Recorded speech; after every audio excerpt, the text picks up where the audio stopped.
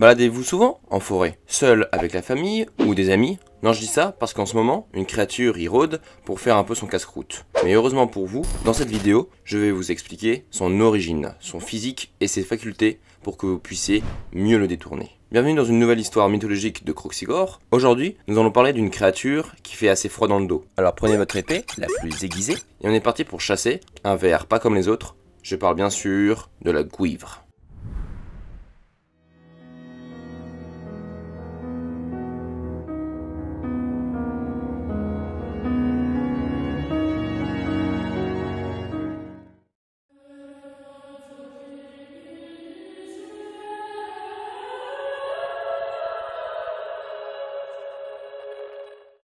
Tout commence avec cet homme, Saint Samson, un évêque de Dole, accompagné de quelques prêtres, allant voir Saint Soulia, un moine gallois évangélisateur du pays de Galles et de l'Armorique occidentale. Ce dernier étant pauvre et youtubeur à mi-temps, c'est le pire but contre son camp qui pouvait arriver. Il put qu'offrir un peu de nourriture à ses visiteurs. Un des prêtres, peu confiant en la nourriture, prit un morceau de pain, le cacha sous sa robe et se mit à convulser. Mais heureusement pour ce dernier, il fut bien entouré car Soulia décide hélico presto de lui ouvrir la poitrine pour un morceau de pain. Faisons comme si c'était normal après tout. Après cette réaction tout à fait étrange, il extirpa une créature décrite comme un très long serpent à la tête de dragon, puis procéda à un exorcisme. Attendez, c'est pas la première apparition du xénomorphe ça?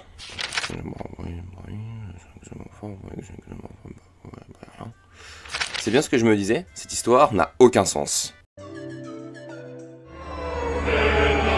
Pourtant, je vous jure, c'est bien l'origine de notre sujet d'aujourd'hui. Mais bref, représentés le plus souvent dans des armoiries, on les présente sous la forme de serpents entortillés sur eux-mêmes, tenant dans leur gueule un enfant ou un homme.